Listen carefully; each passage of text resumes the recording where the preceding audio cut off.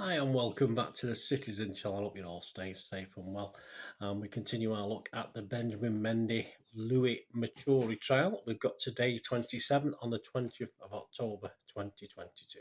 Please, if you are new to the channel, everything's City on here. Please push that subscribe button, push the bell notifications, leave us your comments on this case as it progresses. It was estimated to run for about 50-ish days, so we're certainly halfway towards that at the moment.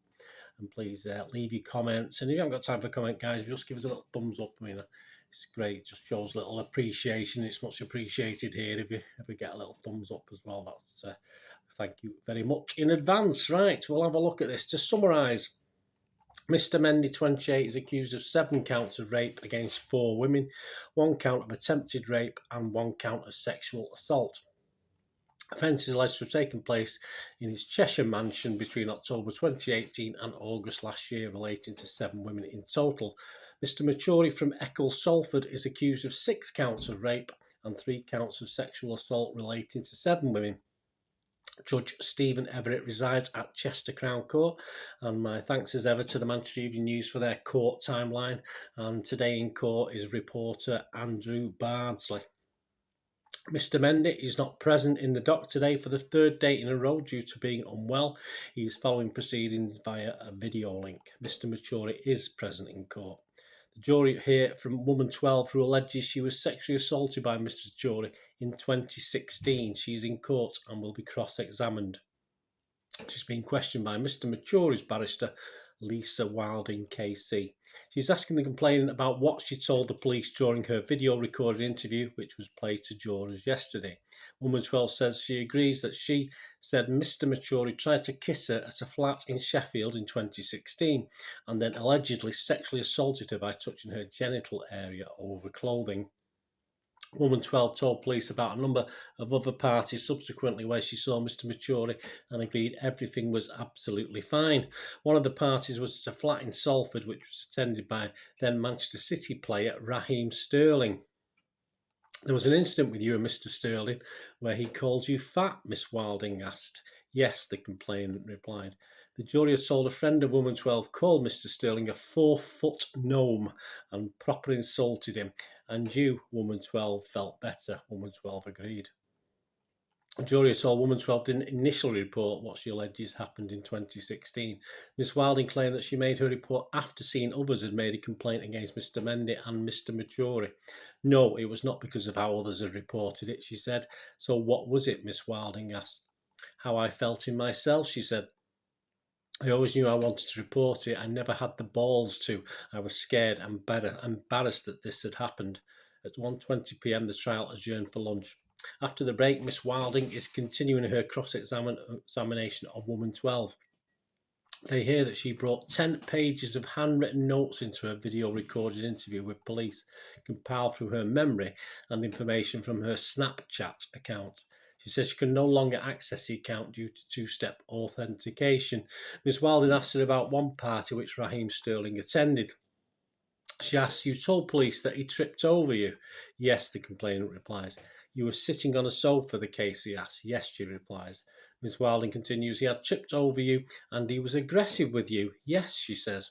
Ms. Wilding says, and you were cross about that? Woman 12 replies, not cross, but confused.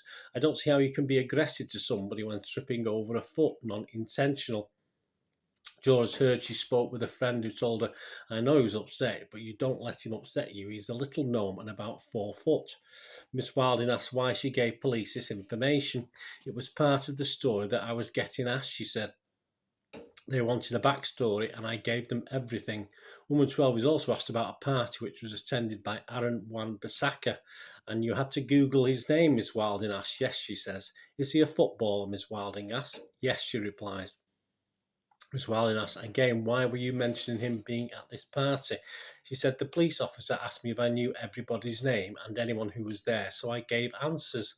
That's why she reported the alleged sexual assault in 2016. Woman 12 said, I got to the stage where I couldn't hold in what had happened.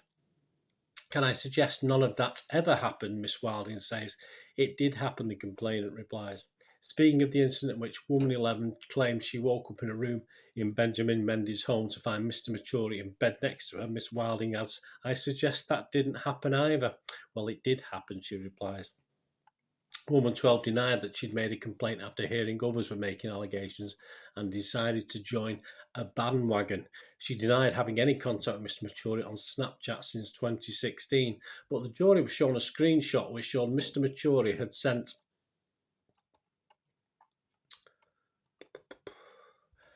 Sorry, lost that one there. But the jury was shown a screenshot which showed Mr. Matturie sent to the postcode of a flat in Salford and that she had sent him a voice note. Sometimes we forget things. We're only human, the complainant said. Ms. Wilding asked, was your memory also at fault when you told the police these things that happened with you and Sahar, Mr. Matturie, in 2016? No, it wasn't at fault, she replied. In re-examination, prosecutor Timothy Craig KC asked whether she'd invented her allegation against Mr. Matturie. No, I have not invented that, she said. Asked about the delay in reporting her allegation, woman 12 said, I just felt like maybe I should just forget about it. It is in the past. Maybe I just should forget about it no matter how horrible it is or how hurt I feel. Mr. Cray asked her about a party at the flat in Salford which police attended as a woman was claiming she'd been raped. She claimed that Mr. Matturie told her to shut up after the woman was screaming her head off. He was shouting at her, shut up, shut up. The police were banging on the door, she said. Jurors were told police attended because the party happened during the coronavirus lockdown period. Mr. Cray asked if she knew what had happened to the woman. The complainant said, all I know is she ran out of the door. The police came in. I can remember somebody said she had just left before the police came in. At 3:53 p.m, the jury was sent home for the day and they will return tomorrow morning on Friday, the 21st of October. So join with them for further coverage of the trial. Please leave me your comments. It'd be great to hear from you. Until we meet again, I ask one thing, don't I? Please stay safe, everyone. Bye for now.